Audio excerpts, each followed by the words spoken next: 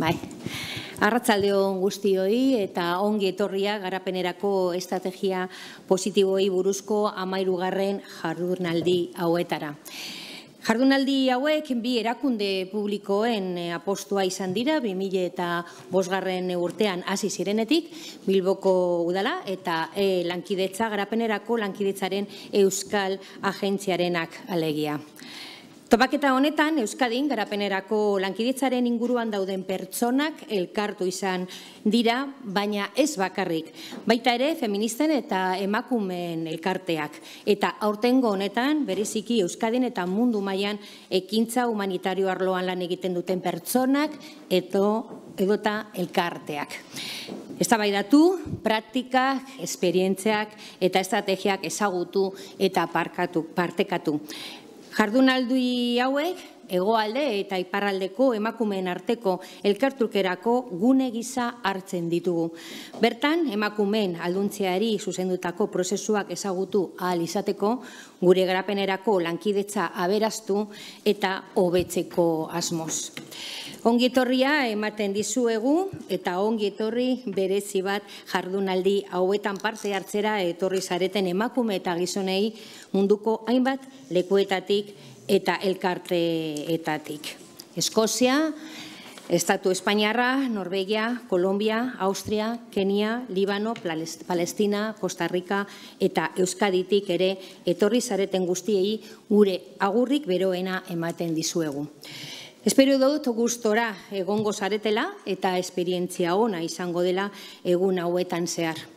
Aldi berean, espero dut gure hiria disfrutatuko duzuela. Aurten, lehenengo aldiz, zeinbait pertsona eta erakundeek esemin bidetartez jarrituko dituzte jardunaldiak eta aukera izango dugu konexioak eta elkar emanak biderkatzeko. Agurri beroenak ere zuen herrialdetatik konektatu zareten guztioi. Las jornadas estrategias positivas de desarrollo. Garapenerako estrategia positiboen jardunaldiak honekin batera 13. edizioa bi erakunde publikok antolatu dituzte. Bilboko Udalak eta lankidetza garapenerako Euskal Agentzia. Euskal gizartearekin topo egiteko eta zehazki garapenerako lankidetzan gizarte sariarekin, emakumeen elkarte egintzarekin eta feministarekin eta aurten bereziki ekintza humanitarioaren eremuan lan egiten duten pertsona eta erakundeekin egindako apustua egiaztatzeko. Eztabaidatzeko ere bai, esperientziak ezagutzeko eta praktika partekatzeko. Jardunaldi hauek hegoaldeko eta iparraldeko eragileen arteko elkartrukerako gune gisa ulertzen dira. Bertan, emakumeen alduntzera eta hegoaldean garatzen ari diren genero ikuspegiaren integrazioara bideratutako prozesuak ezagutuko dira. Gure lankidetza praktikak aberasteko eta atzera elikatzeko. Emakumeen eta gizonen arteko berdintasuna ezinbesteko baldintza da giza garapenerako. Eta emakumeen desberdintasun egoera errealitate bada munduko gizarte guztietan. Horregatik giza garapenaren aldeko lanak emakume guztiak ahalduntzeko eta desberdintasun dinamika horiek gainditzeko baldintzak ezartzera bideratu behar ditu bera leginak. Lankidetzak pertsona eta herri guztien garapena susatu behar duen tresna gisa ikuspegi horretatik ulertu behar dira. Eta horrela ulertu behar dira ez da jarduerak. Garapen estrategiak eraikiz, ekintza zehatzen bidez, hain zuzen ere gizonen eta emakumeen arteko desberdintasun dinamika horiek austera bideratzeko. Eta hain zuzen ere ikuspegi horrekin hasi ginen Bilboko Udala eta Eusko Jaurlaritza 2005 hegoaldeko eta iparraldeko eragileen arteko trukerako gune batean lanean. Ahalduntze prozesuak eta genero zeharkakotasuna partekatzeko, emaitzetatik elkar ikasteko, eta ikasitakoa etorkizuneko garapen ekintzetan aplikatzeko. Aurten ekintza humanitarioan zentratzea edo oinarritzea erabaki dugu. Mideiakanok adierazi duenez, jardunaldi hauek antolatzen lagundu digunak, gatazka armatuak eta hondamendi naturalek eragin oso desberdinak dituzte emakumeengan, gizonengan, aurrengan, nerabengan, adinekoengan eta LGTBI biztanleentzat. Eragin berezgarri horik ez dira krisiarekin sortzen, aitzitik, gizarte horretan lehendik zeuden genero desberdintasunetan oinarritzen dira, eta areagotu egiten dira krisiarekin.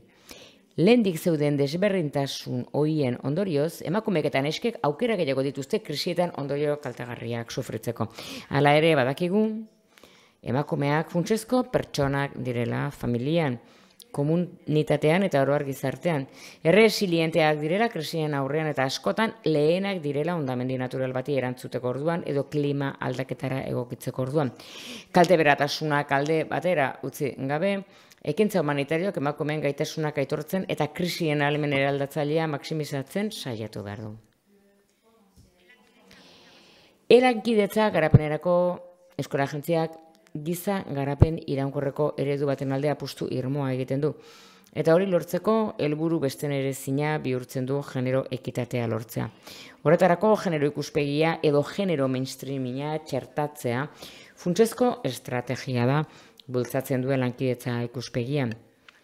Mainstreamingaren aldeko apustuaren ondorioz, lankidetzak hainbat neurri hartu ditu hark bultzatutako lankidetza ereduan txertatzea sustatzeko. Hoien artean, nabarmentzeko da jardunaldi hauen antolaketa, non lankidetza erakundeek urtero ezagutzean partekatzen eta aztertzen dituzten, hegoaldean generoa arrakasta aztertxatu duten garapen prozesu desberdinetako esperientziak.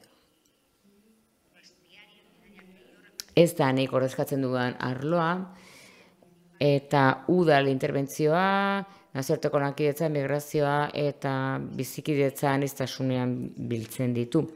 2019 arte eta 16 urtez gizonen eta emakumeen arteko berdintasunerako eta genero indarkeriarako udal politika gure arloarekin batera zegoen, eta horren ondorioz, lankidetzako udal jarduera guztia kontuan hartu ditu genero ikuspegia bezalako aldagaiak. Eta hori zeharkako eta lehentasunezko ildoa izan da lankidetzarako gida planean hemen utziko dut. Eskerrik asko gaur egun parte hartzeagatik, bihar ere bai noski. Uste dut gaurko arratsalde baino luzeago izango dela, eta orain hitza emango diot Paul Ortegari, Bilboko udaleko kideari, ni baino hobeto ezagutzen duzuen kideari. Bienvenidas. Ongi etorri denoi arratsaldeon. Beraz, arratsaldeon hemen zaudeten guztioi eta online zaudeten guztioi ere, egia esan, Itziarrek esan duen bezala, 17 urteren ondoren, zoragarria da kolaboratzen jarraitzea lankidetzarekin eta Bilboko udalarekin, gero eta konplizitate gehiagorekin jardunaldi hauen antolakuntzan eta ekimen hauetan. Jardunaldi hauek nortasun berezkoa dute, badute ezaugarri bat, hau da, elkarrizketa bat sortzea, hegoaldeko eta iparraldeko pertsonen artean, eta gaur egun argitzen ditugun oztopo guztiak gainditzeko, baina baita ere estrategiak eta hainbat motatako lanak eskaintzen dira harren garapenerako. 12 jardunaldi egin dira gai hauekin. Elikagaien subiranotasuna, sexu eta ugalketa eskubideak, gerraren eta bakearen definizio feminista, sexu eta genero aniztasuna. Jardunaldien 13. edizio honetan, genero ikuspegia ekimen humanitarioetan nola txertatzen den aztertu nahi dugu. Bai eta ekintza humanitario parte hartzaileago eta lokalagorako gakoak eman ere.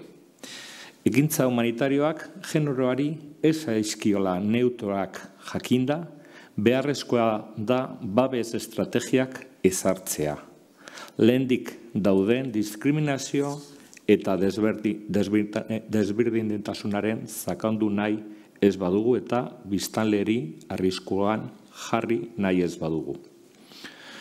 Nos encontramos ante el reto. Ekintza humanitarioa genero ikuspegia txertatzeko konpromisoak praktikan jartzeko erronkaren aurrean gaude.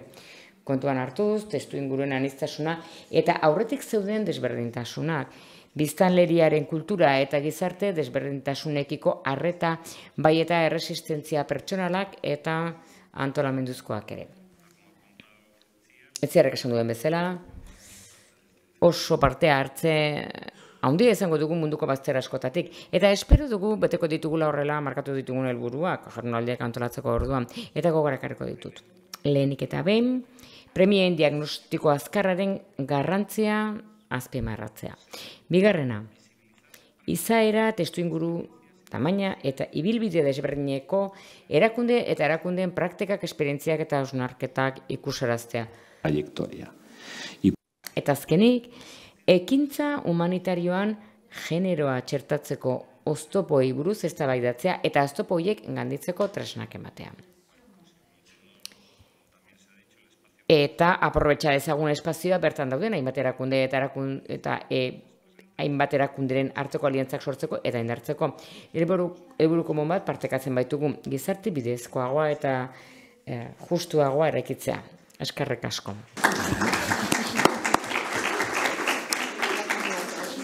Bueno, y peso a presentar tenemos la...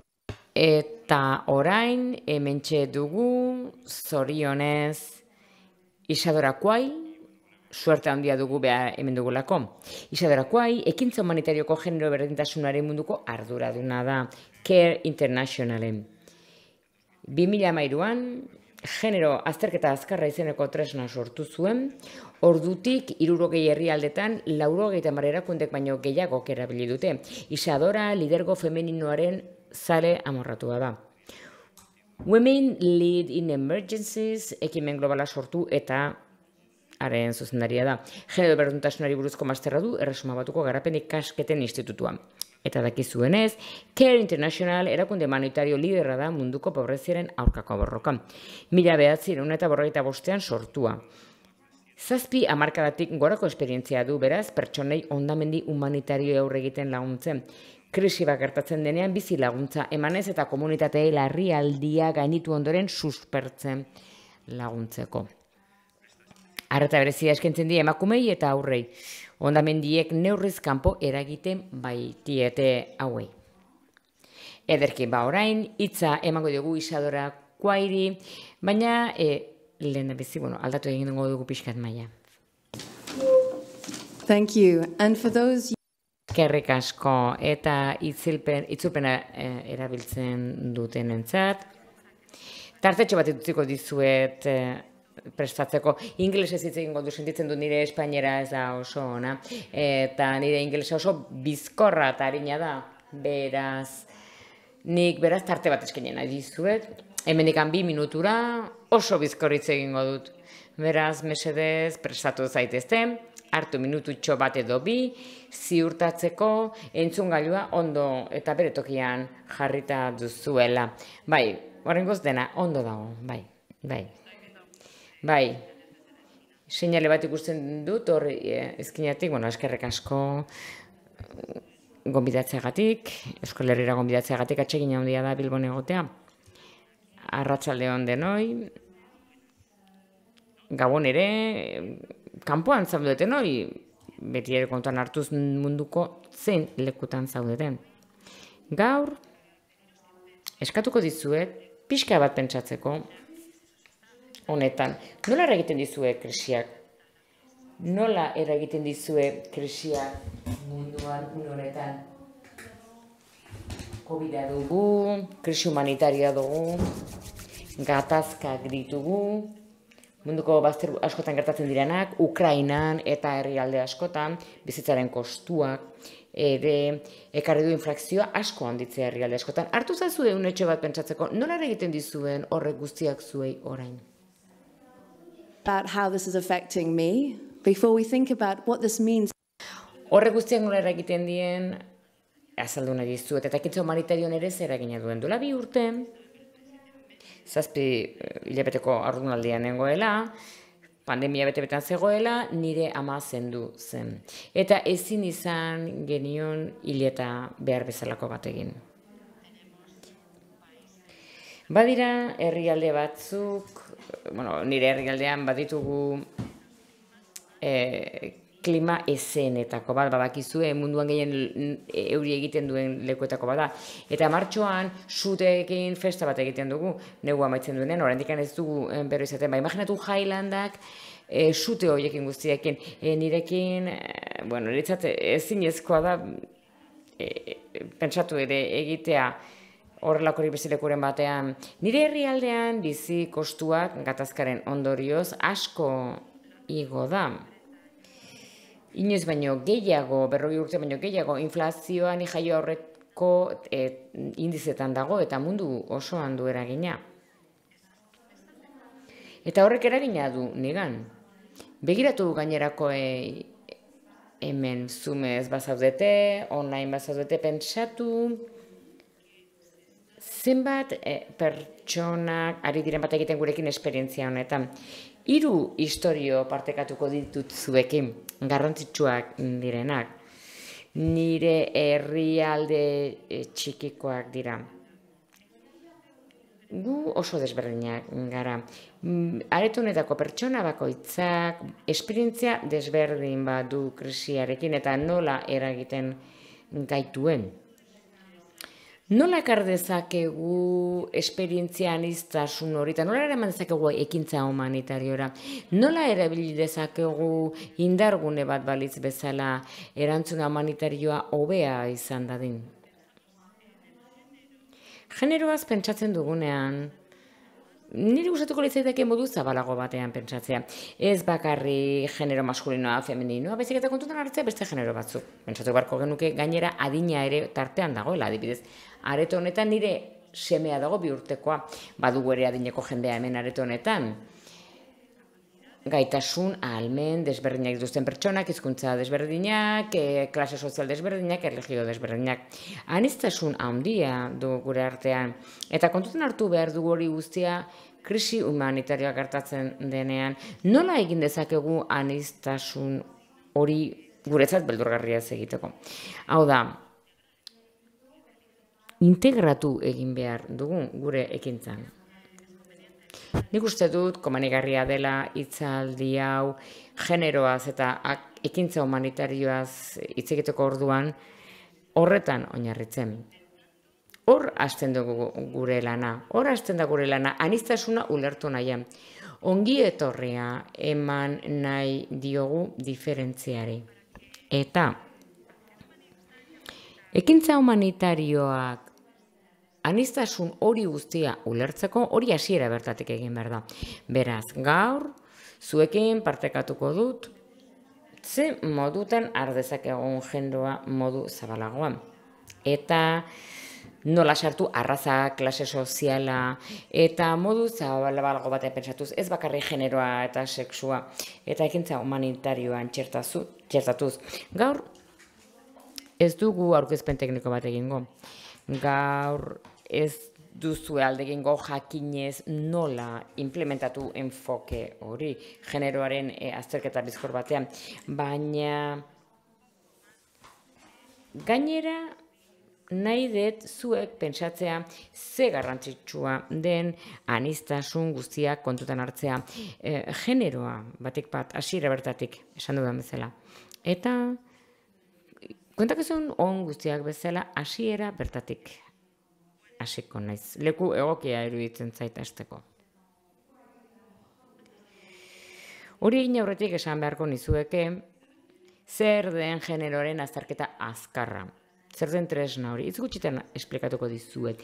Generoaren azterketa azkarra da ekintza humanitarioan erabiltzen dugun tresna bat bermatu ahal izateko integratu dezakegula aniztasun hori, eta uler dezakegula desberdintasunak. Eta behar horitatik gainera zeintzuk dira gure aspirazioak, zeintzuk dira beren gaitasunak, ze bultzatzen duten bere seme alabentzat, eta zer gertatzen da bizi diren herrialde horietan. Eta hori da oso bizkor egiteko modu bat, hau da. Genero azterketa azkarrak ez du publizitatearen zer ikusirik. Ez dizu zerbait saldu nahi. Ingelesez esaten duguna dala egiten du benetan esaten duena. Hori oso azkar esan da. Hori zer behar duten ekintzaile humanitario batzuek adibidez krisi batean. Bueno, 3 istorio agindu dizkizuet, beraz, jarri eroso eta 3 kontakizun aipatuko dizkizuet jakiteko zer den genero azterketa azkarra. Zeintzuk dira bere sekretuak eta nola zabaldu den mundu osoan zehar. Nire velozidadea kontrolatu nahi dute. Ondo hain naiz, azkarregi, ez ondo, jarraituko dut. Genero azterketa azkarrak pentsatu dut horregatik gonbidatu nauzuela, nik sortu nuelako azterketa mota hori. Eta Sirian 2013 urtean, badakitik gaztea ematen dudala, baina duela 10 urte, edo duela 20 urte, jadanik lan hau egiten ari nintzen. Eta Sirian 2013an hauxe gertatu zen. Ez dakit hemen siriarrik ote dagoen gaur hemen, ez, ematen du ezetz. Sirian krisia horren komplikatua zen duela 10 urte, hau da 2012an, bai, uste dut 2012an izan zela, eta 2013an egoera horren arriskutsua zen, ezen langile humanitarioak bakarrik telebistaz ikusten genuela, zer gertatzen zitzaien Sirian zeudenei, eta baita eskualdeko jendeari hil egiten zituzten, baitu egiten zituzten, oso egoera arriskutsua zen Sirian bizi zena duela 10 urte. Eta ni hor nengoela, Siria mugan, Turkian, Antakia izeneko gune batean, eta nire eginkizuna zen ulertzea zer ari zen gertatzen Sirian genero ikuspegitik. Hau da, adin desberdineko emakumei zer gertatzen zitzaien, ze ez genekien zer gertatzen zitzaien. Azterketa serio hau egin beharra genuen, baina ez genuen emakumeekin hitz egin oraindik, baina guk ebaluazio hori egin behar genuen. Ze ordu arte ez zegoen informaziorik emakumeen inguruan, nola bizi zuten krisia Sirian une horretan, eta hori bai aldatuz joan zen, baina duela 10 urte, ez genekien zer ari zen gertatzen, zer gertatzen zitzaien siriarrei garai hortan. Eta eskatu zidaten Siriako organizazioekin lan egiteko, benetan Sirian lan egiten zutenak jakiteko zer ari zen gertatzen han bertan. Care Internationalentzat eragiketa berri bat izan zen, operazio berri bat izan zen, ze ez genduen oso ezarreta ingurun hartan, eta urte askoan ez genduen han lan egin. Beraz, guretzat zerbait berria zen. Eta guk lan egin genuen Siriako organizazio gehienak ez zauden ohituta ekintza humanitarioarekin lan egitea. 10 urteren ondoren bai, baina duela 10 urte ez zugaten inolako ohiturarik. Doktoreak ziren, kazetariak, aurkezleak, irratia aurkezleak, graduatuak, ikasleak, ez ziren profesionalak ekintza humanitarioan, laguntza humanitarioan. Eta denak ahalegintzen ari ginen jakiteko nola lagun genezaken. Lehen astean, bidali egin duten pertsona bat, Siria barruan zegoen pertsona bat, eskualde urrunen batean, non petroleoa duten. Ez zen hiri nagusietako bat, jende asko zegoen, hiri handietan lanean, Aleppo, Damaskon, esate baterako. Eta ahalegintzen ari ginen, jakiteko nola egin genezaken generoa azterketa bat. Baina ni naizenean aditua eta ezin naizenean sartu eta jak ezaguten ez batzuten zer zen generoa azterketa, alperrik ibiltzen. Nire lehen astea zen eta esan ez nekien nola lagundu. Eta oraindik ere, neure buruari galdetzen diot, bigarren astean nengoela, eta nirekin lanean agitzen pertsona hori aldatu egin zen, eta hasi nintzen beste emakume batekin lan egiten, beste gai nagusi batzuk zituenak, eta ark ere ez zuen horretan lan egin.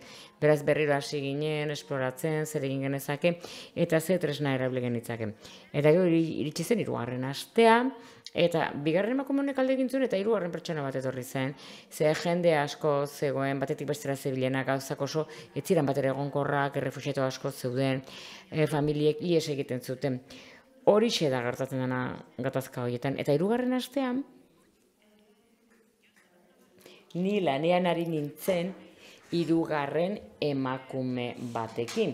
Eta beti emakumeak ziren, beti ekintza humanitarioan lan egiten zutenak, edo etortzen zirenak emakumeak ziren. Eta hasi nintzen beste emakume batekin lan egiten. Eta emakume hark, Al-Khofara duzuen izena, eta azaldu nion, aurreko biei ez aldu nien guztia, jakiteko nolakoak ziren baliabideak, nola banatu bartzen lana, idiarik ez baduzu, zer esan nahi duten gauza horiek, ez ingelesez, ez espainieraz, ez zarete bakarrak. Termino horiek erabili egiten dira generoa azterketa teknikoa, baina eguneroko bizitzen ez dute esan nahi handirik. But Isadora, how am I supposed Eta Pentsa, hasi zitzean galdetzen Isadora, baina nola galdetuko dut hori nire komunitatean? Ulertzen du zer esan nahi duzun, baina nola galdetuko dioti hori inori? Pentsa, auzoa ikusten duzu eta esaten diozu, Jauna edo Andrea, zure etxean nola erabakitzen duzue, ongi kontrolatzen dituzue baliabideak, lanaren banaketa bidezkoa da, zure etxe barruan, jakingo zenute erantzuten horrelako galdera bat? Ziurrenik ez da gauza nahiko abstraktua delako, baina Faradak esan zian ulertzen dut. Bera oso argia zen, nire lankide izan diren beste guztia bezala. Baina berak desafio egin zidan eta esan zian ulertzen dut. Nola joan komunitatera eta hori galdetu modu ulergarri batean.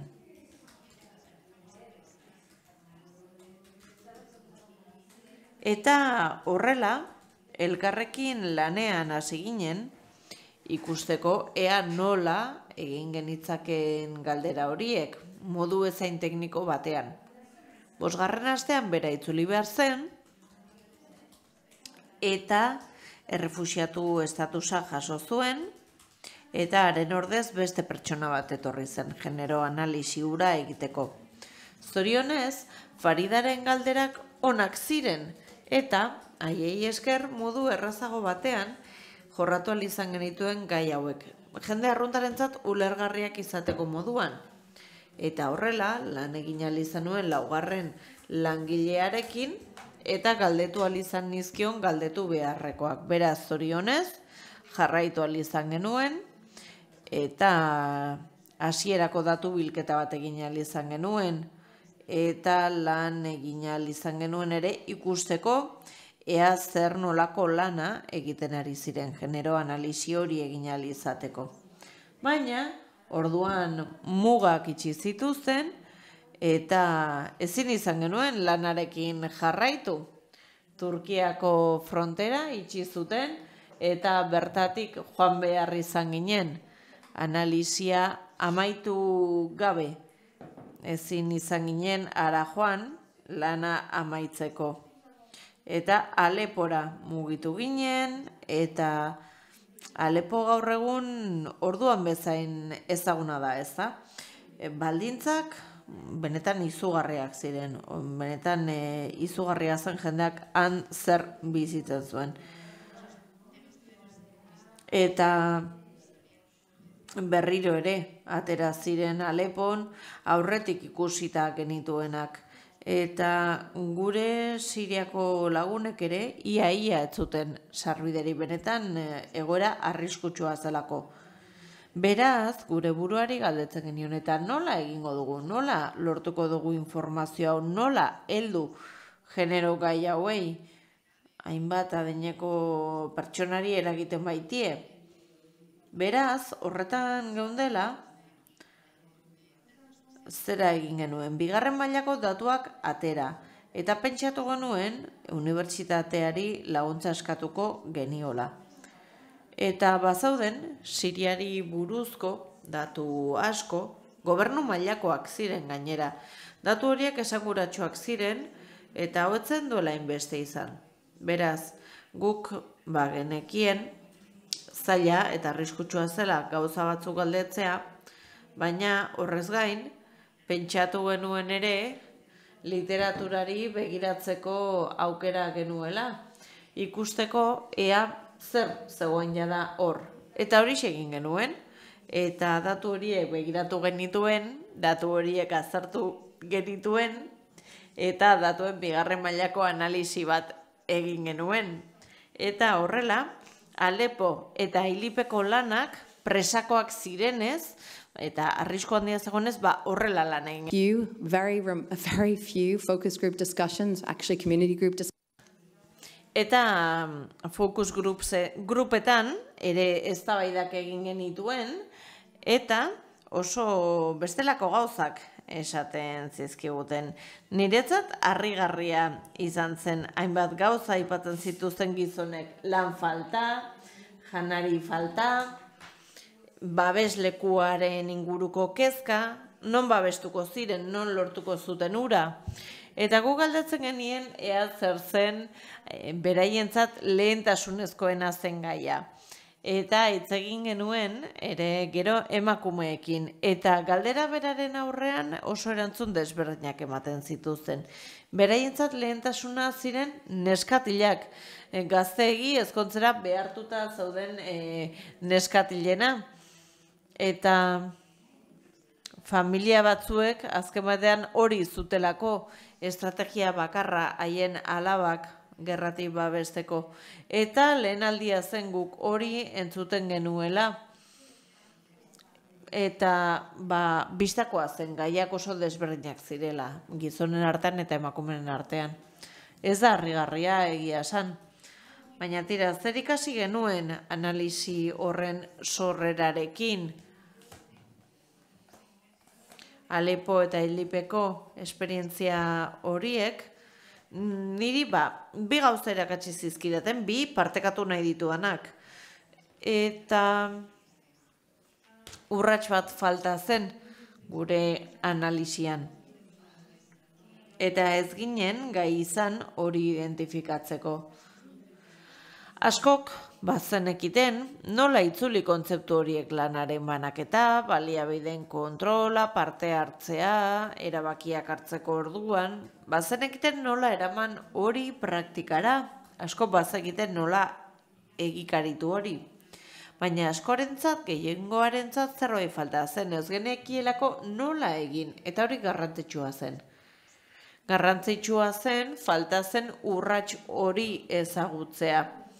Eta, genekien genero analisia progresiboa izan zitekeela, eta aurreko datuak ikusteko aukera ere bazegoela. Eta arreta jarri beharko genukeela analisi berri batean, eta inkesta eremu berrietan ere. Eta azkenik, iruditu zitzaigun, arazo horretan tresna bat lagungarria izan zitekeela. Badira tresnak bestelako arazoak ere konpondu ahal izateko, baina zer gertatu zen honekin? Sirian izan nuen esperientzia etzen bakarra izan, 2011an Amerikako unibertsitate batek egin zuen beste azterlan bat, lankidetzan OTArekin, Estatu Batuetako agentziarekin, eta beste erakunde batekin batera, eta ikusi zen etzegoela ia bereizitako daturik, adinaren arabera eta sexuaren arabera. Etzegoen inoiz horrelako analisirik krisi humanitarioetan, etzen inoiz egin. Eta horrek erakusten zuen ez soilikan gertatu zen, baizik eta mundu mailan nola zegoen egoera. Bazen behar global bat, eta beraz guretzat izan zen zerbait zer pentsatua eman ziguna, horrek asko ekarriko zuelako ekintza humanitarioa ora. Eta azken batean gure nahia da benetako arazo bat konpontzea. Eta horixe da nire gomendioa, arazo errealetan jartzea arazoa. Arazo oso handiak daude, konpontzen batere errazak ez direnak, beraz saiatu, bertako komunitateekin lan egiten, ezagutzeko zeintzu diren benetako arazo horiek eta konpondu, lan egin horiek konpontzeko. Ez planteatu, zer ederra izango litzateken horrelako zorretengo bagenu, ez, hartu arazoak egitazkoak eta horiekin lan egin, konpontzeko. Eta ikasi nuen bigarren gauza izan zen tresna honen espiritua bera, analisirako tresna horrena. Eta genero analisirako 5 urrats daude, gustatuko litzaidake azaltzan nola egiten den horietako bakoitza, nola aplikatzen den, eta oso ongi dago, ikusten nahi zela jendeari dela oharrak hartzen ez da, baina ez naiz horretan sartuko. Horren ordez, 3 sekretu partekatuko dizkizuet. 3 sekretu erakusten dutenak ongi funtzionatzen duela genero analisiak. Batematek asmatzen du, zein izan daiteken sekretu horietako bat, lehenengo sekretua hauxe da, azkar egiten dela, azkar. Hori zoragarria da. Aurretik egin izan dira, genero analisiak, denboran zehar eraiki direnak, eta baziren 6 hilabete, 10, 18 hilabete behar zituzten tresnak lehen erabiltzen zirenak. Horrela, zaila da genero gai horietan sartzea. Denbora baldin baduzu, primeran noski nola ez, baina larrialdi humanitario batean, erabakiak lehenengo 24-48 ordutan hartu behar dira, bestela ez dago konponbiderik. Eta erabaki horiek izango dute sekulako inpaktua laguntza humanitarioaren ezaugarrietan. Eta askotan gertatzen da gainera hartzen diren erabakiek ez dituztela kontuan hartzen aurren emakumeen beharrak. Analisi honek horregatik oso azkar funtzionatu nahi du Ukrainaren krisian, 36 ordu eskasetan, bertan aditurik eduki gabe, herrialdea ezagutu gabe,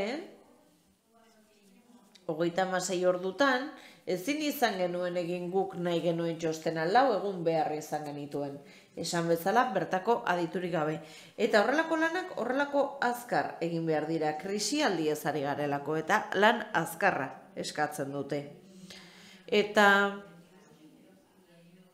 larrialdi batean azkar mugitu behar zara. Krisi batean azkar mugitu behar zara. Eta guk horrela egin genuen. 2 modutara egin daiteke, bat begien bistakoa da, eta da pixkanaka jorratzea genero gaiak. Ezin da hasieratik egin dena. Egin dezakezu, baina horrela ez duzu lortuko analisi azkar bat. Genero analisiaren bitartez, eta analisi azkarren bitartez, egin beharko duguna da ere, bigarren mailako datu horiek erabili. Hau da, datu horiek jaso daitezke krisiaren aurretik edo krisian zehar. Eta horiei erantziko dizkiegu datu berriak alik eta azkarren. Horrela, eraikitzeko gertatzen ari denaren argazkia. Askotan, genero analisi asko argitaratzen ditugu. Eta Ukrainan aipatu dut bat prestatu genuen, 36 ordutan beste bat 4 egunetan. Poloniarako beste bat prestatu genuen, astebete geroago, 3 aste behar izan ziren ura egiteko.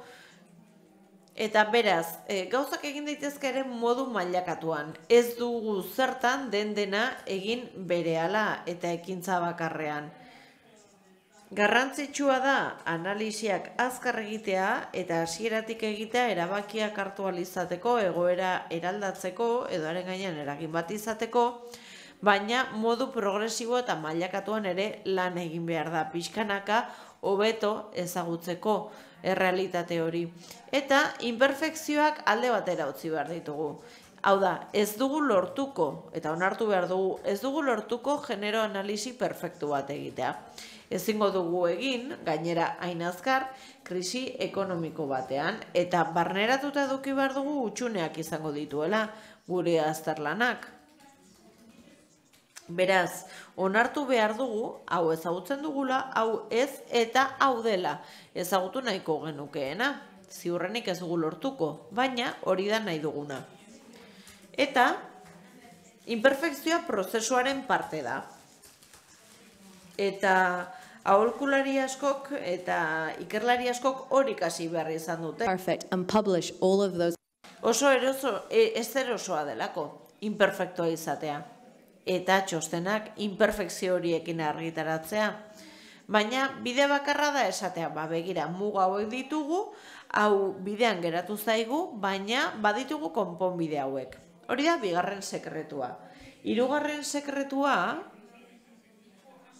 bigarrena zen hori, imperfekzioak onartzea. Hirugarrena da praktikoak izatea. Inork ez ditu 70 horri gomendio irakurri nahi.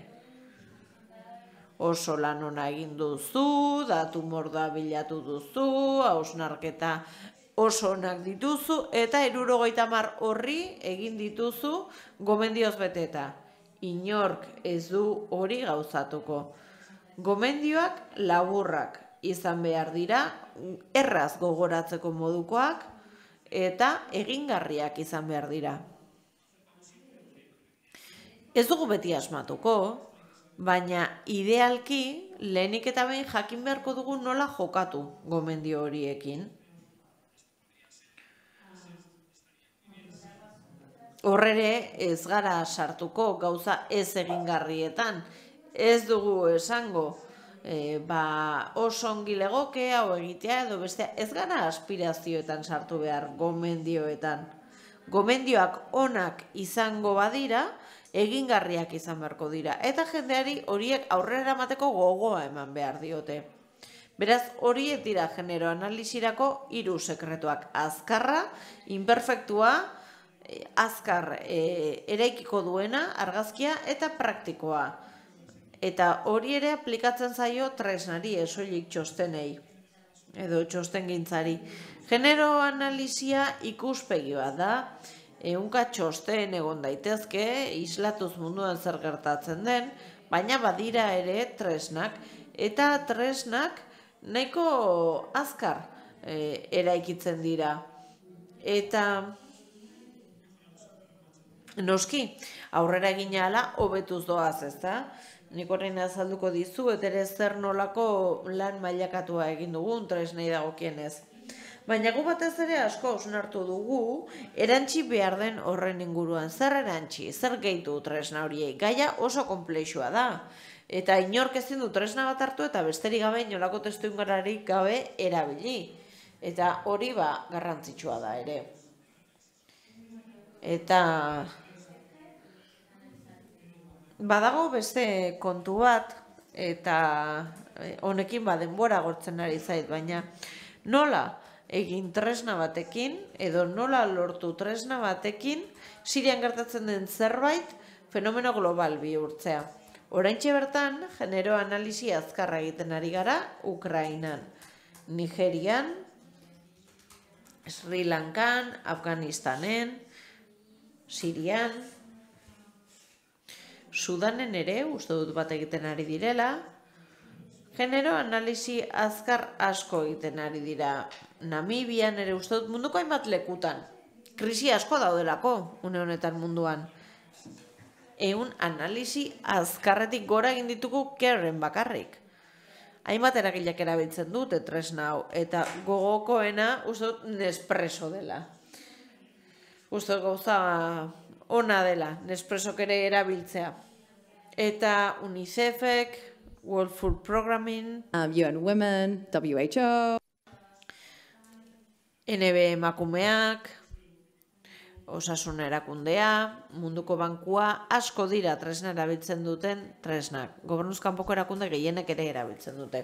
Beraz, pertsona asko dira gure tresna erabiltzen dutenak, eta benetan zirraragarria ikustea, adibidez Malabiko gobernua gure tresnak erabiltzen, edo Filipinetakoa. Benetan harrigarria da, ikustea nola gobernuz kanpoko erakunde batek, Sirian sortutako tresna batek horrelako hartzuna izan duen. Eta hori pentsa ezina da, edo aurrez pentsa ezina, ez da? Tresna txiki bat egingo dugu eta sekulako hartzuna izango du mundu mailan, ez da? Baina, helburua da, tresna garatzen baituzue, helburua izatea, benetako arazoak konpontzeko baliagarriak izatea. Eta amaitzeko, genero analisi azkarra egiten dugu erabiltzaile gisa. Hau da, diseinatzeko orduan ere amaierako erabiltzailea dugu gogoan. Eta faidarentzat, guretzat, prestatu genuen. Pentsatuz guk geuk erabiliko genuela, eta hori gogoan izan genuen diseinatzeko orduan. Eta izan zen Jotbox fitxategi bat, luzaroan, gero Filipinetan batek hartu zuen, beste batek Jordanian, nik Sudanen tira. Horrela, pixkanaka, Dropboxeko karpeta pasatzen genizkion elkarri eta erabiltzen zen bakoitzan aldaketa txikiak egiten genizkion. Baina noski testuinguru hura egokitzen zen oso zehazki ere. Eta min esan genuen, nahiko erabili dugu, ez da? Agian beharko genuke gauza generiko bat, testuinguruetara egokitzeko gai izango dena. Eta amaierako erabiltzaile bat proposatu genuen, pentsa zezan, ea nola erabiltzitekeen tresna modu errazago batean, zer kendu behar zen, zer zen baliagarria, pixkat bere feedbacka emateko. Eta uste dut, ikuspegi sinplea horregatik lortu genuela, hasieratik genuelako gogoan amaierako erabiltzailea. Tresna sarbide irekikoa da, edonork erabil dezake, Creative Commons baimenarekin egindakoa da, eta horregatik edonork erabili dezake. Beti izan da sarbide irekikoa.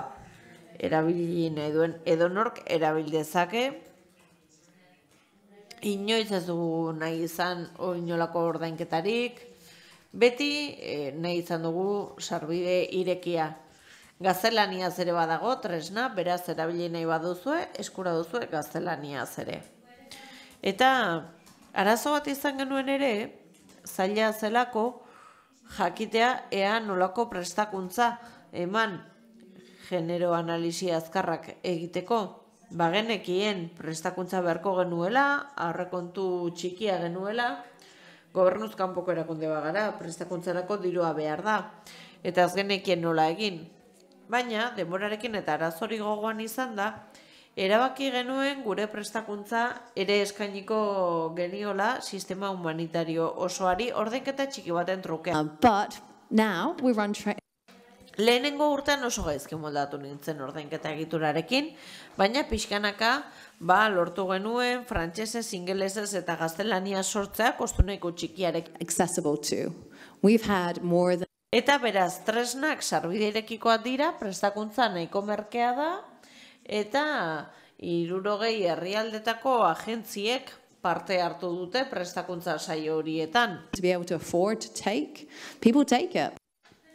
Eta jendeak egiten du prestakuntza hori eta horrek lagundu egiten du, eta horrexegatik jarri genuen hain merke. Eta berrikuntza amaitzeko.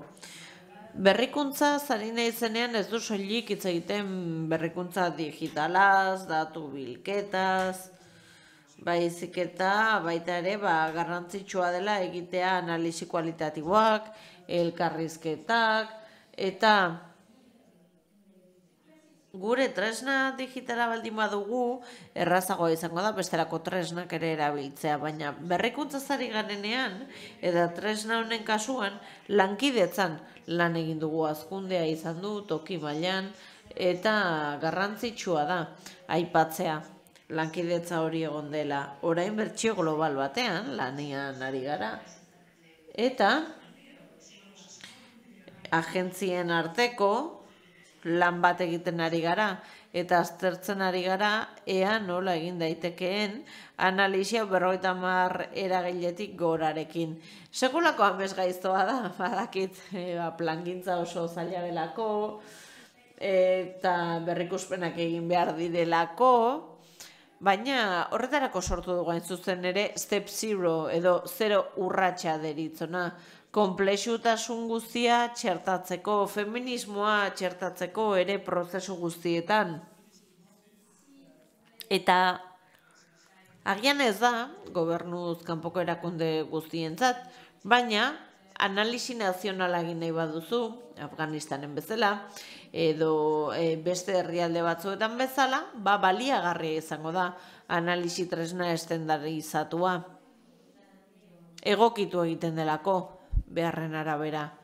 Eta gero eta gehiago, ere lan egiten dugu toki mailan, genero analisi azkarra egiteko, eta prozesu global horiek bidean daude, eta gero eta gehiago dira toki mailan azerlanak egiten ari direnak. Eta hori garrantzitsua da, 2018an genero analisi azkarrak gorakada handi bat izan zuen, eta esan bezala, tresna ez da soilik kerrentzat baizik eta mundu osoarentzat, eta espero dut erosotasunez erabili ahal izatea eskaintzen dugun hizkuntzetan. Eta hausnarketa batzuk eman nahiko nituzke amaitzeko. 3 hausnarketa. On gender and humanitarian action, what can you do? Eta zer egin dezakegu, ezta? Uste dut hori dela iradoki nahi duan lehenengo gauza. Zer iradoki dezakegu? Horrelako analisiak ez dituzu zertan erabili faltak daudenean. Erabili dezakezu metodologia gisa, erabili dezakezu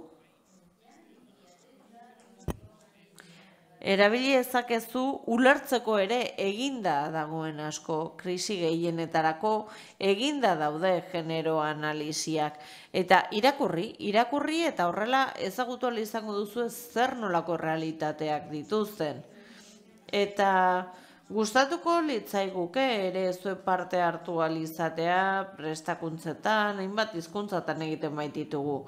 Etorri, parte hartu, eta lagunduko diguzue tresna berritzen ere eta hobetzen. Iruditzen zaigu prozesu horretan, elkarrekin lan egin behar dugula, toki mailan eta maila globalean.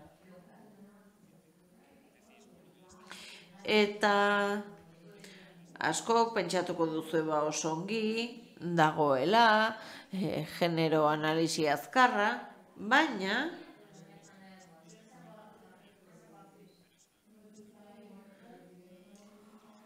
Baina, zirraragarriena eta historia bat kontatuko dizuet, asko gustatzen zehalako, egiten ditugun lan hauetan normalean emakumeak dira bideratzaileak, haiek bideratzen dituzte prozesu hauek krisialdietan.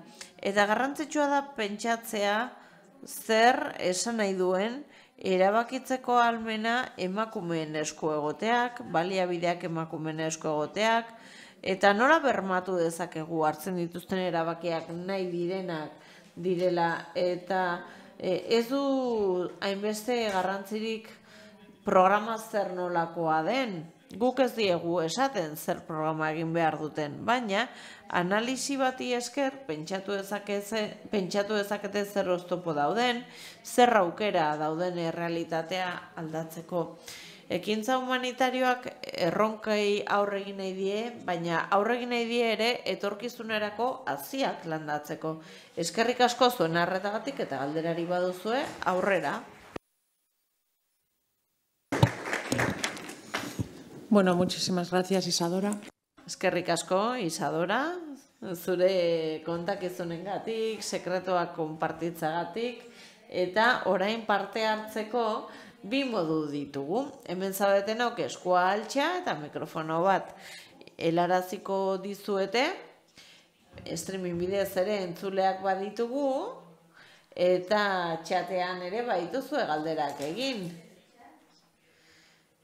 Eta beraz, tartetxo bat utziko dugu, inorra animatzen den, eta bestelako gauk egingo ditugu galderak. Vale. Si hay alguna intervención que... Inorkitza hartu nahi badu, mesedez esan zer herrialdetik eta zer erakundetatik hitz egiten duzuen.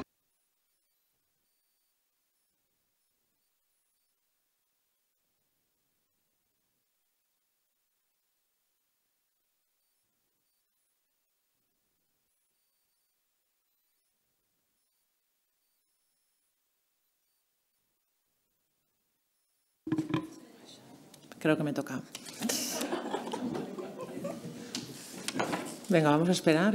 Itxengo dugu pixka bat, eta gero nik nire galdera erreserbatuko dut. Bueno, arratsaldeon eta nik eta behin eskerrik asko aurkezpenagatik, ze uste dut oso iradokitzailea izan dela. Bueno, badakit ez diguzula toolkit guztia kontatuko. Baina, adibidetxo bat, mesedez, gelitu naiz hasierako horrekin, ez? Esan duzunean generoa, intersekzionalitatea, kontutan hartuz elementu pila bat tartean. Beraz, ez dakitor adibideren bat duzun, galderaren bat, begiratzeko modu bat, hor genero ikuspegi hori sartzeko, ikuspegi zabalago batzuetan, bakarrik ikusten dugu gai dikotomiko bat balitz bezala. Eskerrik asko.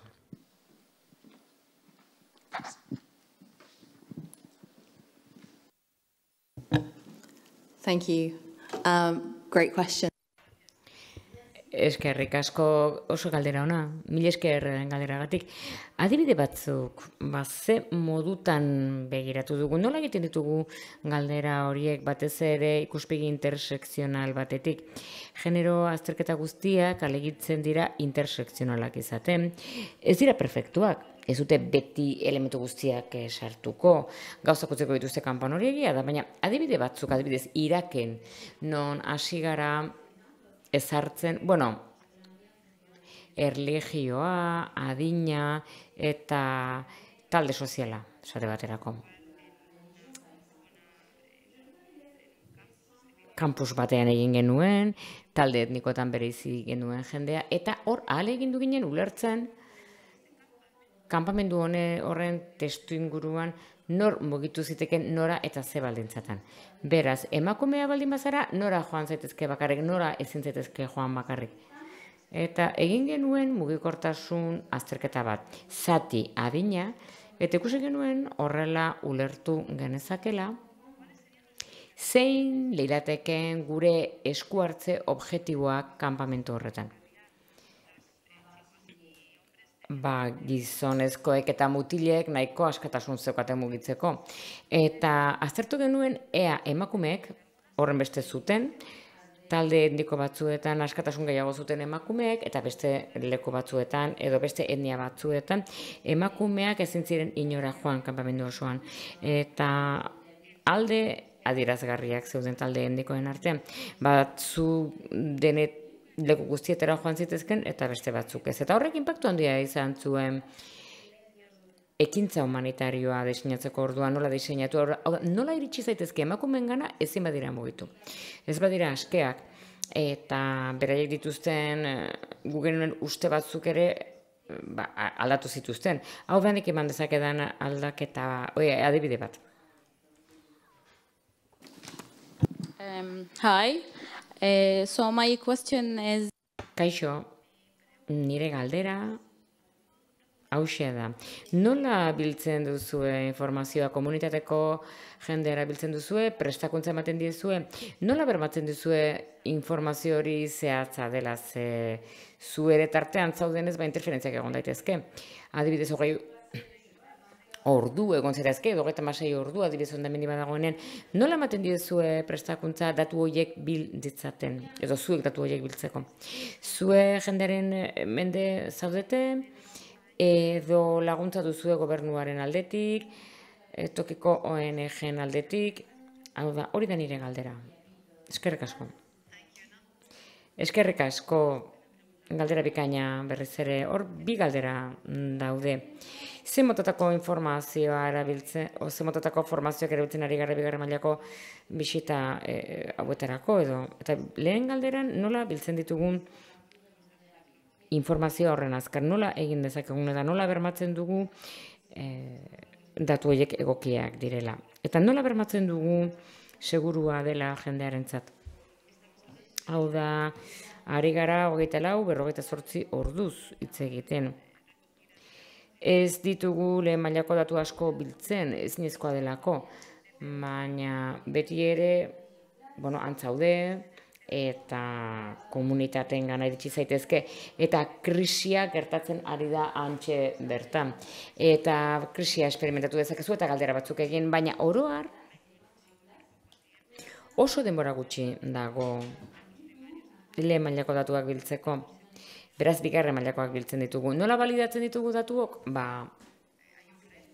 Hor erronka badago. Eta nik uste dut horregatik lokalizazioa oso garrantzitsua dela genero analizirako. Ze kasu askotan, kanpokoa bazara, behar bat ez duzu tokiko hizkuntza hitz egiten, eta jadanik eskuragarri dauden datuak erabili behar dituzu, eta berbazuk ez duzu hizkuntza horretan hitz egiten, badibizu Eskozian, joten bazara, baina ez baduzu ingelesa hitz egiten, baliabideak bakarrik espainieraz eta frantsesez bilatzen dituzu Eskozian, liteke baliabide batzuk itzulita egotea frantsesera eta espainierera, baina baliabide asko galdu egingo zaizkizu, ez badakizu ingelesez irakurtzen, hori Eskozian adibidez, hori da gertatzen ari da zerbait. Guk lokalizatu jakin behar dugu nork egiten duen analisi hori, eta horrela erabili izango dugu eskuragarri dauden datu guztiak. Ze, esan dudan bezala, hori aldatzen ari da. Iraganean, beti hizkuntza handien menden geunden ingelesa adibidez, eta horrek bakarrik historiaren zati bat ematen dugu. Beraz, hor joan beharra dago, proiektuka, lokalizazioetan, eta beren kidegoetan lan egiten duen jendearekin hitz egin, hizkuntza hori hitz egiten duen jendearekin lan egin behar da, erronka handia da eta landu beharrekoa. Hirugarren ez da, nola balidatzen ditugu emaitzak? 48 orduan behar bada ezin da zertxore egin, behar bada bai. Krisi bat baldin badago jadanik presente zauden herrialde batean, eta lanean ari bazara jadanikan, behar bada lor dezakezu, kontutan hartuz, interpretazio desberdin ugari egongo liratekela eta desadostasun asko. Feministak ez dute beti ados horrekin, emakume guztiek ez dute iritzi bera beti, eta hori garrantzitsua da. Hau da, guk hau publikatu nahi dugu, esate baterako, baina jakin da ez dagoela ondo, ez badugu publikatzen, inork ez du informazio hori izango, eta hori ez da ideala, beraz galdera oso zailak dira. Nik uste dut, denbora gehiago dugunean, 2 aste esate baterako, zaila dela ere bai, baina hainbat aste batzuk badituzu, datu horien validazioa antola dezakezu, emaitza horien validazioa, Women Lead in Emergencies adibidea, hor ikasten ari gara nola egiten duten, eta uste dugu gaia oso garrantzitsua izango dela. Baina, hau, ze puntutaraino den bideragarria, elementu askoren esku dago egia esan, eta egia esan ez da perfektua. Sorry.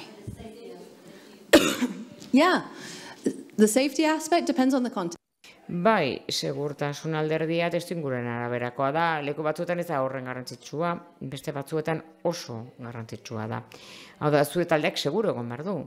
Eta modu askotan lan egin dezakegu kidegoaren segurtasunaren alde, baina gure langileentzat, lantaldearentzat, hor badugu definizio, datuak bilatzen, numerator dute izena, datuak biltzen dituztenak, eta talde horiek, batzutan ez dira anai arrebak, baina normalean bikote bat izaten da, elkarrekin lan egiten dutenak, emakumea eta gizona, numerator hauek, eta batzuetan oso egoera arriskutsuetan sartzen dira, eta datuak bildu behar dituzte, egoera korapilatsu horietan, beraz batzuetan, ordubeteko inkestak disinatzen ditugu, baina oso arrisku handiko egoeretan ikusten dugu berrikuspena, bigarren mailako datuen berrikuspena egin behar dugula, eta galdera oso zehatzetan oinarritu behar dugula, hori egiten dugu adibidez Afganistanen. Gustatuko litzaigu gauza asko galdetzea, talibanek egiten dutenaren inguruan, baina jendea arriskatu egiten da minutu oro, elkarrizketak egiten dituztenean, beren bizitza arriskatzen ari dira, beraz horregatik hori orekatu egin beharra dago. Hainbat mekanismo eraiki behar dira alderdi jakin hori zaintzeko. Horiek dira erabiltzen ditugun estrategietako batzuk. Kaixo, leidotegi da Medikus Mundikoa, Bizkaikoa, galdera bat dut. Etengabe ari gara larrialdiaz, emergentziaz, hondamendiez. Jakineko nuke ze ikuspegitan nola aplika daiteke inkistatuta dauden gatazketan adibidez. Kolombia, Kongo. ¿De qué manera puede servir esta herramienta? Nola egin diteken hori? And just for clarification. Galdera on bat. Argitzeko analisi hau Kolombian, Kongon eta beste hirugarren herrialdean erabili dugu. Eta krisi luze batean nik esango nuke, iristen gara puntu batera, non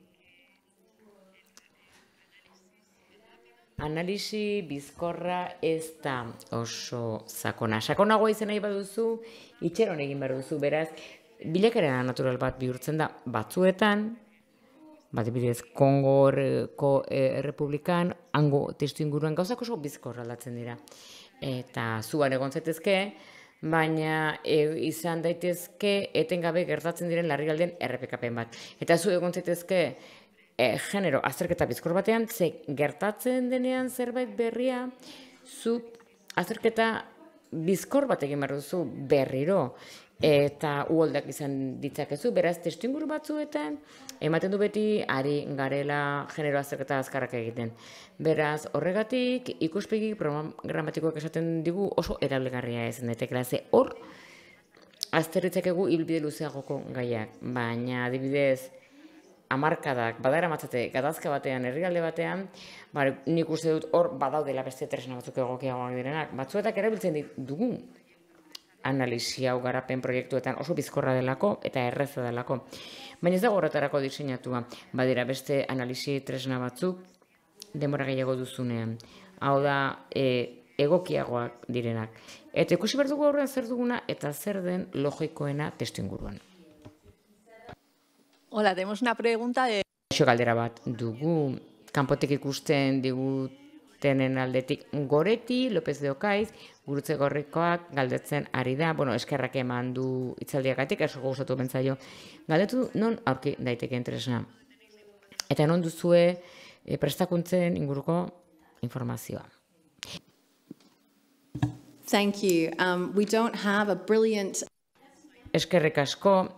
Ez dugu oraindik web horri zoragarri bat. Baina, nahi zen ezkero, jartzen bat zute Rapid Genre Analysis Care jarreta. Horriko zuko duzue, eramango zaituztela link batera, esteka batera. Eta Googleen bilatzen bali bat duzue, arketuko duzue gure horria. Ez da munduko web horririk politena, baina arketuko dituzue tresnak frantsesez, ingelesez eta espainolez. Eta prestakuntzari dagokionez, han bertan, ekainean argitaratuko dugu. Irailari begira irailean eta azaroan frantsesez egongo da. Bueno, nik dudan galdera egingo dut. Nik galdera praktikoago dut tresnaren inguruan eta bestea, desberdinagoa. Zelantzan sartu zait, argitu ere, bihar zehazki tresnari buruz hitz egingo digutela, beraz hor sakondu ahal izango dugu eta xeago ezagutu, berak planteatu ditun 5 urrats horiek eta ximenak ere hitz egingo dugu gure artean egongo da. Batzuetan diagnostikoek zaurgarritasunak biltzen dituzte, hautasunak, zeltasunak, diskriminazioak, baliorik kendu gabe noski. Gainera, testu inguru gogorretan, humanitarioetan, edo gerra gatazka batean. Baina jakinen dugu ea biltzen diren gaitasunak, indarguneak, hau da, populazioek ze gaitasun dituzten, ze batzuetan kosta egiten zaigu hori gure lan estrategietan sartzea. Analisietan, hau da, ez dugu zertan giltu bakarrik gauza gogorrenetan, edo erronka edo gauza zailenetan, badakigu herriek indarguneak badituztela organizazioak ere bai. Eta gero, beteten gabe hainitzen, pentsatzen, ez duzu azken erabiltzailea aipatu. Hau da, azken erabiltzaile bat, tresna horrentzat. Galdetu nahi, jakinen duko zein izan litekeen azken erabiltzailea. Ze izan liteke anitza. Nola aurkitu oreka egiteren artean, aniztasuna ikusi behar da, aberastasun gisa, baina hain desberdina izan diteke erabiltzaile hori azkenean, izan liteke gizon emakumea adinekoa, aurra. La rendición de cuentas también me... Gero ere kontuak ematea hori ere gogora etorri zait. Ari gara azterketaz aldez aurreko urratsa isa, baina gero hau ezerri egiten da. Beraz, itzul gaitezke populaziora kontuak ematera. Nik uste dut hori ere pendiente dugun zerbait dela, ekintza humanitarioan. Eta berbada beste zerbait ere pixka bat gorantz eginez, zu aipatu dituzu problema errealak, zerbait praktikoa izan behar duela. Egiazko arazoi erantzun behar diela. Zentzuk dira egiazko arazoak, jakin nahi nuke. Eta nola bereizten dugu horrela bai. Zuk ere aipatu duzu, han Sirian egon zinenean, gizonezkoen eta emakumezkoen erantzunak erabat ezberdinak zirela. Baita ere aipatu duzu, aspirazioa kontuan hartu behar direla, ametsak, desirak. Hau da, ekintza humanitarioa irits daiteke horren besteraino? Edo ez. Hau da, ez dugu hori baztertu behar zerbait aspirazionala ez dela pentsatu?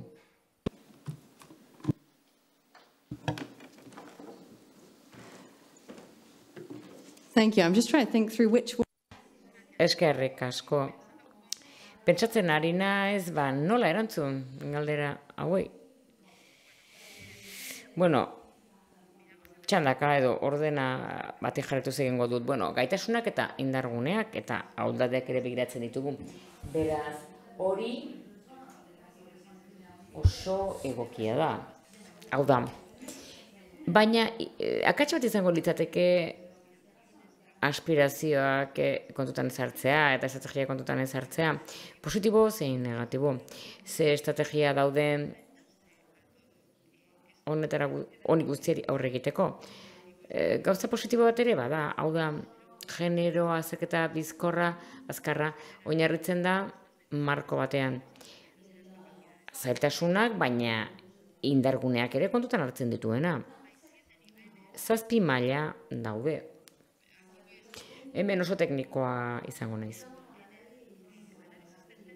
Genero analisian, genero azterketa,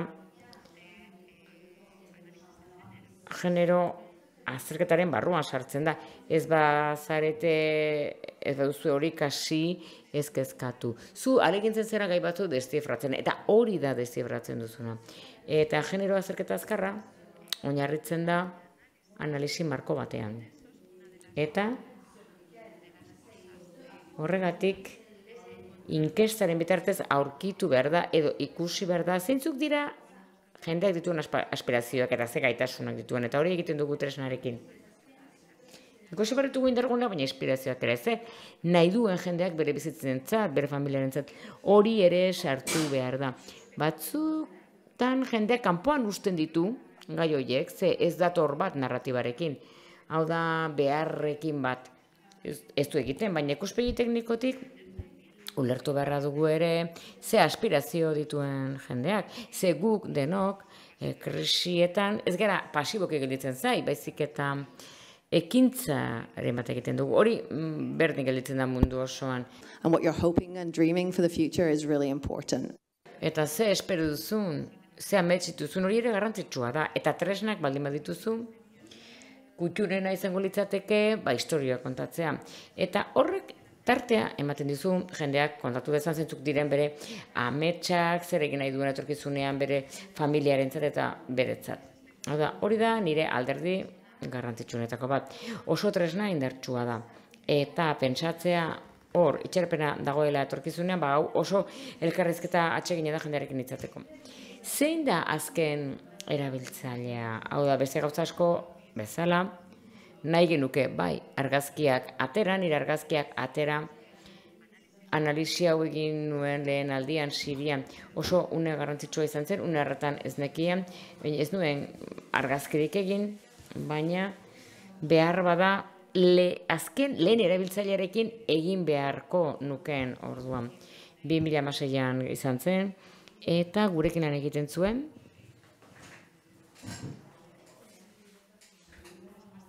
eta guk genuen aurrekontu guztia, $30,000 ziren, gastatu egin behar izan genuen pertsona hauekin. Hau izan zen jatorrizko erabiltzailea. Eta bere lan guztia zen, tresna ikustea eta esatea bai ulertzen dut, baina Korni zen, Amerikar ikasle bat, ordezkatzen du mundu osoak? Ez. Ze azken erabiltzaile asko daude. Eta ikuspegi horretatik pentsatu beharra dago. Hau oso puntu garrantzitsua da. Zein dira arazo errealak? Hori esan nuenean, hitz egin nahi nuen eragile komunitarioen aldetik eta komunitatearen aldetik. Hau da, egin nahi ditugu gauza interesgarriak eta politak, noski hori ondo legoke gauzaiak egitea. Esan beharrean, bueno, hau egiazko gai bada eta ebatzi egin behar duguna, eta aurkitu behar dugu soluzioa. Hau da jendeak behar duena, eta hau da ezarri beharko soluzioa. Beraz, gehiago hori nintzen pentsatzen, eragile baten ikuspegitik, horixe da esan nahi nuena. Baina nik uste du gehiago pentsatu beharko litzatekela jendearen interesetan. When you were explaining the whole process, I see like similarities or relationships. Prozesu guztia azaldu duzunean antzekotasunak ikusi dut beste gertatu dien hainbat hondamendirekin eta identifikatu ere eskuragarri dauden baliabideak hori ere garrantzitsua da. Aurre egiteko ze arrisku dauden, ikusteko ze arrisku dauden. Zeintzuk dira eragile erantzuleak arrisku honetan? Badago antzekotasunik tresna honetan? Hau da, lan handia eginda arriskuak gutxitzeko iraganean. Beraz, hor baliabide oso egokiak daude horretarako. Bereziki aldaketa klimatikoaren inguruan. Eta baita ere, larrialdi klimatikoetan, hau da, arriskuak baloratzeko orduan, hori guztia plangintzaren bitartez egin da. Hau da, nola prestatu gure burua krisi batentzat. Baina gakoetako bat da, identifikatu ditugula, antolakuntzak, organizazioak, tokien bertan jokatzen dutenak, krisi bat gertatzen denean. Beraz, badira loturak, bai. Aurreko bertsio batzuetan, lan handia ikusi genuen, lehendik egin beharrekoa jakiteko zeintzuk diren epeluzeko arazoak esate baterako genero arloan, eta eragileak kontziente izan behar dute, gender briefs dute izena. Beraz, hori argitaratu dezakegu krisi badagoenean, eta prestalan bat da azken batean. Eta ez dugu zertan itxaron krisi bat gertatzeko eta hor ekintza bat egin aliteko, erantzun bat emateko, arriskuak murrizteko. Baina mapeatu egin daitezke, testuinguru bakoitzean egon daitezken arazoa. Kaixo, galdera bat dut. Nola erabili pertsonak baliabide gisa ba aldago irizpiderik? Hau da, testuingururen araberako dari edo nori eskatzen diozu. Bai, ez pentsatzen duzu kasu horretan? Bueno, badibidezu, 24-48 ordu badituzu jarduera hori egiteko edo ekintza hori egiteko zer egiten duzu lehenik eta behin lan egiten duzu tokiko jendarekin. Baina denbora realean hauxe egin genuen Ukrainan edo krisi askotan hauxe egingo genuke. Hasiko ginateke, bueno, talde handia dugu, 40 bat lagun, atsegin handiz lan egiten du beraiekin, askotan, hasten gara, hau asko egiten dugu. Nahiko argi dugu, ze motatako informazioa dagoen erabilgarri, bai globalki eta non aurkitu gauzak erroldaren buruz. It's a crisis and often the phone lines aren't working and who do you call and Batzutan denborak ez dute funtzionatzen, ezak ezun hori deitu. Egingo genuke lehen gauza, izango litzateke, nolakoa da biztanleria hori adinari dagokionez, emakume gehiago dago, orekatuago dago, gazteagoak dira, adinekoagoak dira. Hau da, mendekotasuna dituzten pertsonak daude, desgaitasunak dituztenak. Hau da, ze motatako pertsonak daude herrialde horretan. Bigarren urratsa izango litzateke genero azterketa bat antolatzea. Zero Sharo Reporten, Zero Sharoren txostenak zoragarriak dira. Etengabe erabiltzen ditugu, oso onak dira. Txosten horiek emakumeen eskubideen aldeko elkarteen txostenak elkartzen dituzte, haren txostenak aztertuz gero, oso tresna baliotsu aurkituko dugu, beraz, datuak nahastu behar ditugu, aztertu eta jadanik egin da dauden genero azterketak eta iturri desberdinak aztertu behar ditugu. Batzuetan, sarritan, protokolo bat erabiltzen dugu. Ukrainan hauxe gertatzen da pertsona batera joaten denean, beste ordu tarte batean dagoen pertsona bat jaiki egiten da, datua begiratzen ditu, beste pertsona bati pasa aurretik, Ozeano Baroan esate baterako, edo Australian. Txandaka egiten da lana. Beraz, bizkor lan egin behar badugu, hori da lan egiteko modu bat. Ordu tarteak erabiltza, mundu osoan. Bai, eskerrik asko, egia esan, hitzaldia oso iradokitzailea izan da, eta hainbat gai gelditu dira mahai gainean, noski. Eta nik badut jakimin bat. Diagnostiko honetan, zuek jadanik sartzen dituzue galdera batzuk gero ebaluazioa egin alizateko, behar bada izan zakegu diagnostiko perfektu bat, baina gero proiektuak diseinatzen dira diagnostikoren arabera, edo kajoian galditzen dira. Eta baduzue jadanik elementuak ebaluatu alizateko, nola erabili den diagnostiko hori, gero proiektua diseinatzeko, eta gero jakiteko diseinuak erantzun dion aurretiko diagnostiko horri. Proiektuak erantzun dion aurretiko diagnostiko horri. Thank you. So how do we make sure that when you... Bai, esker, nola bermatzen dugu analisi bizkor bat egiten duzunean gero erabili egiten dela benetan? Galdera, ona da. Orain,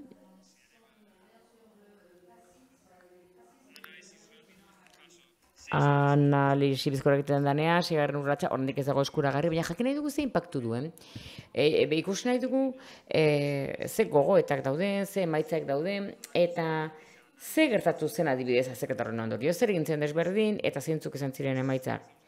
Horixe da gaur egun egiten ari garena Somalian, uste dut Kolonbian ere horretan ari garela, eta uste dut egin berri dugula Zimbabuen eta Malawin. Eta Afganistanen ere egitekoak gara. Beraz, segaren urratxa horrek uzten dizu ikusten ze gertatu den. Badago beste lan bat, bierrepatuko dena, genero markatzailea da.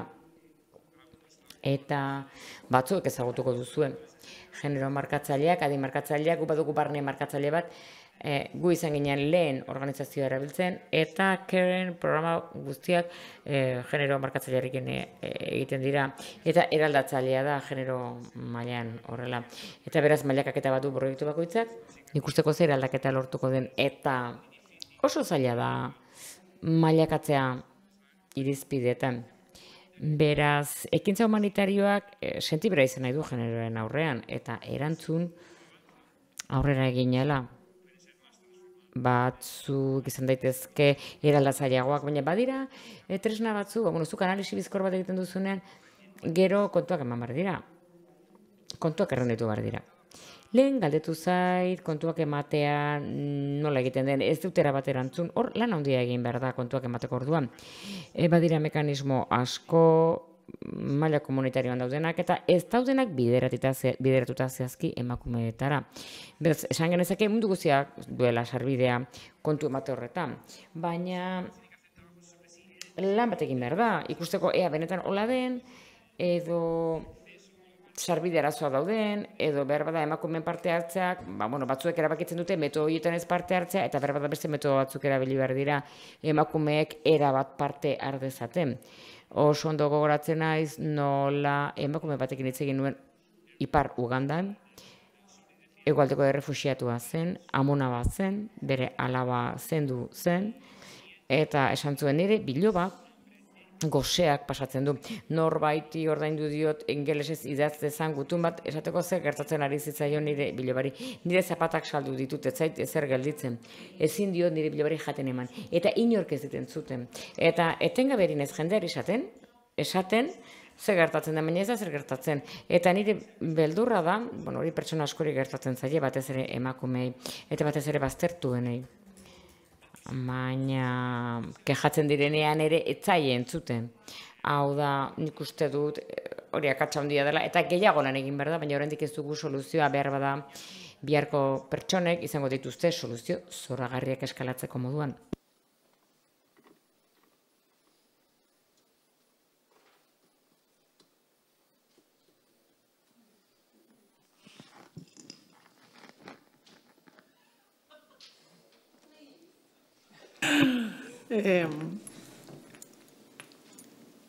A veces, cuando hablamos de género en la Batzuetan, ekintza humanitarioan generoa kontuan hartzeaz hitz egiten dugunean, eta oso ongi dator aurtengo gaia, esaten dugu genero desberdintasunak areagotu egiten direla krisiekin, eta egia esan aurretik ere bazauden, ez da? Beraz, zuen praktikan, zeintzuk dira genero desberdintasun horiek? Zeintzuk dira, horrela lau ezaugarri nagusitan, zeintzuk dira nagusiak? Zakite, batez ere pentsatuz krisi humanitarioetan. Eta baita ere, arrakala bat zabaltzen da, baina bada ere aukera leiho bat. Eta dena inbeste aldatzen ez, hor ere banaketa bat dago, sexuaren araberako banaketa bat, eta ikusten ari gara Ukrainan ere, zer egin dezaketen gizonek eta zer emakumeek, ez da. Zuen eskarmentuan zer ikusi duzue? Zer nolako aukera leiho zabaltzen dira arrakala horietan? Generoak hor zer ikusia duelako? Gizonek tradizioz maskulinoa dire zer eginen hartzen dituzte eta emakumeek tradizionalki femeninoak izan direnak ere, ez da. Okay, so I think this will be our last question in case does anyone have a burning...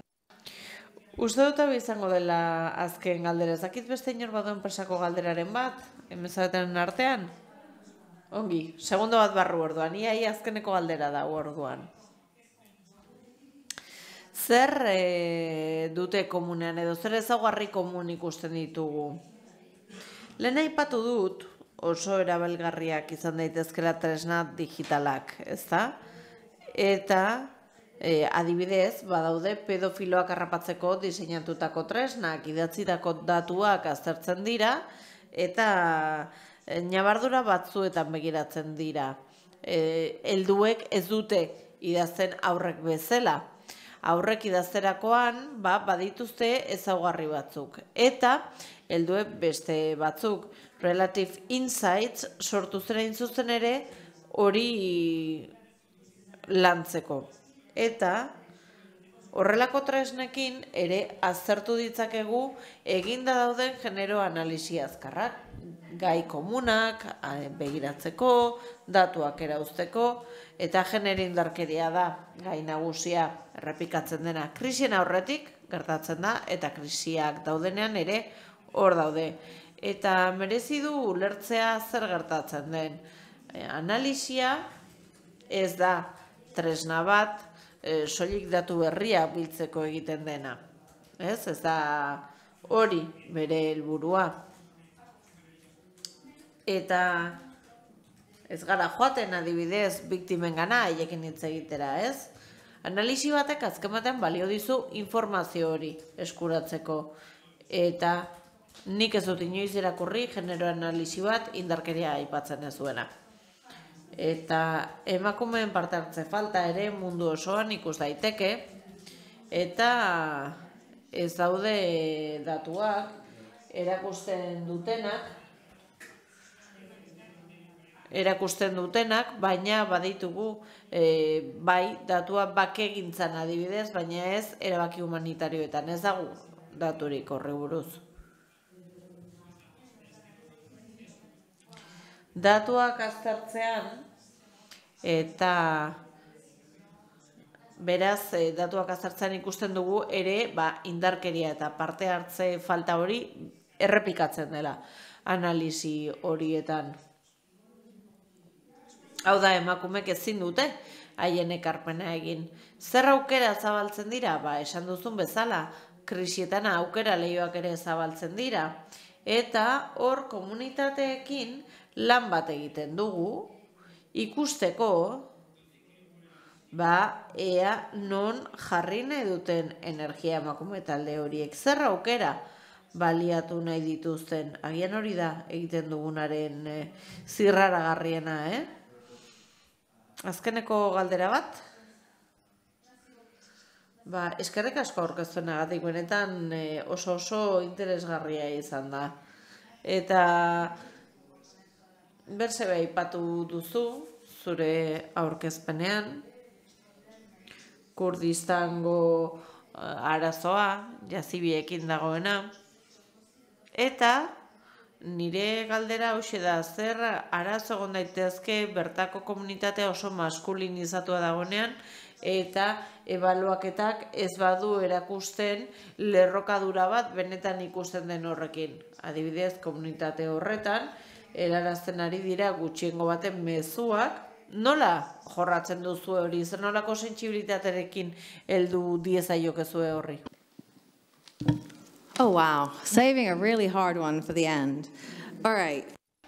Oso galdera zaila, azkena izateko, Bada erronka bat, ez da, eta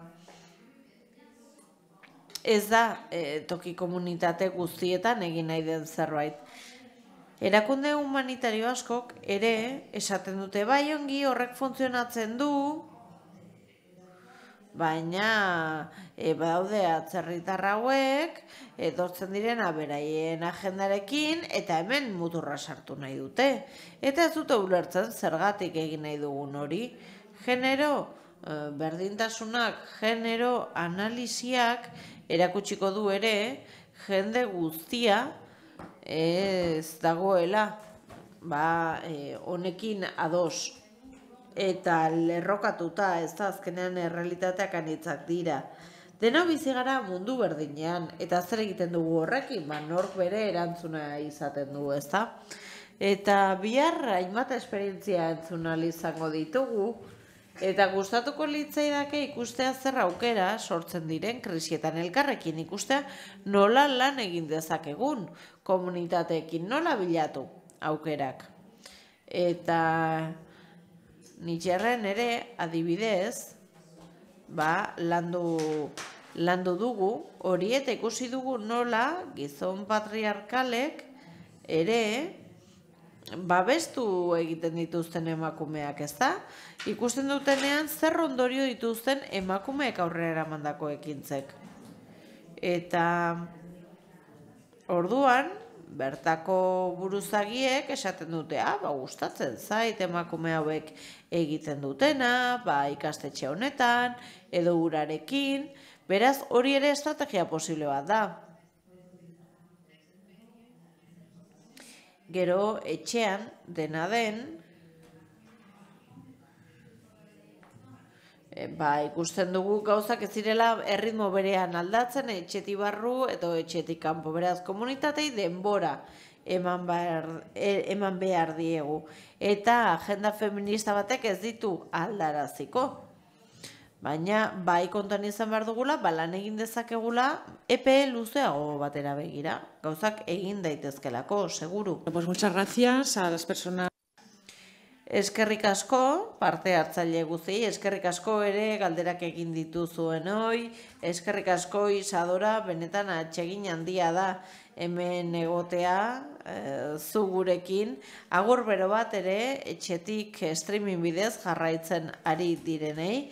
Gorde entzungailuak aurretorri zaretenok kaskoa bakarrik, belarritan jartzen diren hori berrera biltzeko aukera duzu eta bihar goizeko 9:00 hasiko gara, eta hasiko gara oso azalpen on batekin, diagnostikoa, generoa jarraituko dugu gogotsu, gaur mahai gainean geratu diren gai horiekin. Eskerrik asko eta bihar arte.